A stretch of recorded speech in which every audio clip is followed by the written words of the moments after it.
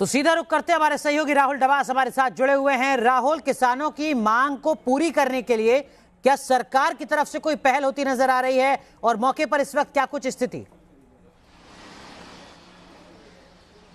देखिए, इस वक्त मैं कृषि मंत्रालय के बाहर मौजूद हूं। करीब 1.5 घंटे तक किसानों के 11 प्रतिनिधि यहां पहुंचते हैं। सीनियर IAS अधिकारियों के साथ, जॉइंट सेक्रेटरी के साथ बैठक की जाती है और अब से करीब 5 मिनट पहले बैठक खत्म हो चुकी है। जब किसानों से हमने बात की, किसानों ने कहा है कि हम काफ़ी हद तक सकारात्मक हैं, हम काफ़ी हद तक खुश हैं।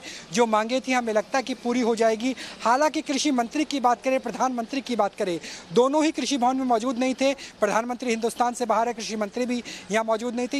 लिहाजा अधिकारियों के साथ बैठक हुई। अधिकारियों ने 2 रूप में बैठक की है। पहला तो ये कि जो राज्य सरकार से जुड़ी हुई मांगे, चाहे सस्ती बिजली की बात हो, गन्ने के भुगतान की बात हो, वो राज्य सरकार को केंद्र की तरफ से, मंत्रालय की तरफ से एडवाइजरी दी जाएगी। और जो केंद्र से जुड़ी हुई, कृषि मंत्रालय से जुड़ी हुई मांगे है, चाहे वो पेंशन की हो, स्वामीनाथन कमेटी की रिपोर्ट की हो, उसे भी लिखित में दिया गया है कि उस पर काम किया जाएगा। फिलहाल बैठक खत्म हो चुकी है। किसान खुश है और उम्मीद ये की जानी चाहिए कि आने वाले 2-3 घंटों के अंदर किसानों का धरना प्रदर्शन खत्म हो जाएगा। बहुत बहुत शुक्रिया राहुल डबास, कृषि भवन से ये जानकारी साझा करने के लिए।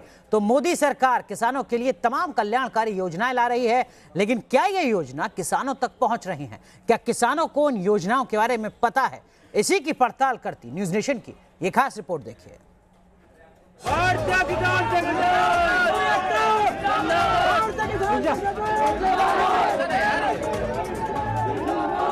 देश का पेट भरता अन्नदाता,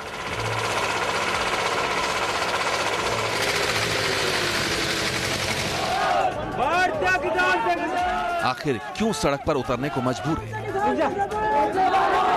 धरती पुत्र को फसल बीमा, पेंशन और दुगनी आय का वायदा किया गया था, लेकिन हकीकत की कसौटी पर इन योजनाओं को परखने के लिए न्यूज नेशन ने किसानों की योजनाओं का हाल जाना, तो पता चला कि कई योजनाओं के बारे में किसानों को पता तक नहीं। ऐसे में सवाल यही है कि आखिर इसका फायदा कैसे मिलेगा? 12 सितंबर को लॉन्च हुई PM किसान मानधन योजना का हाल भी इससे जुदा नहीं है। राजस्थान के किसानों को तो इस योजना के बारे में जानकारी ही नहीं। देखो साहब, हमको कोई जानकारी नहीं है, कुछ नहीं। आज पहली बार देखा है हमने तो ये काम भी। रजिस्ट्रेशन की कोई जानकारी नहीं है, कोई समझदारी, किसी प्रकार का कोई प्रचार प्रसार नहीं है। मेरे को इस योजना की बिल्कुल भी जानकारी नहीं है। दरअसल प्रधानमंत्री किसान मानधन योजना के तहत किसानों को कम राशि की प्रीमियम पर 60 साल बाद 3,000 रुपए की मासिक पेंशन मिलेगी। केंद्रीय कृषि मंत्रालय के मुताबिक 12 सितंबर तक करीब 8,36,000 किसानों ने रजिस्ट्रेशन करवाया भी है। लेकिन विडंबना यह है कि राजस्थान के 80% किसान इस योजना के दायरे में नहीं आते। राजस्थान के 68 लाख किसानों में से सिर्फ 90,000 किसानों ने ही इस योजना के लिए आवेदन किया है। 83% किसान हमारे राजस्थान के इस योजना के एम्बिट से बाहर हैं। जो 83% किसान हैं वो इस योजना के दायरे में ही नहीं आते, क्योंकि ये 18 से 40 वालों के लिए है। कुछ यही हालत है बिहार के किसानों की।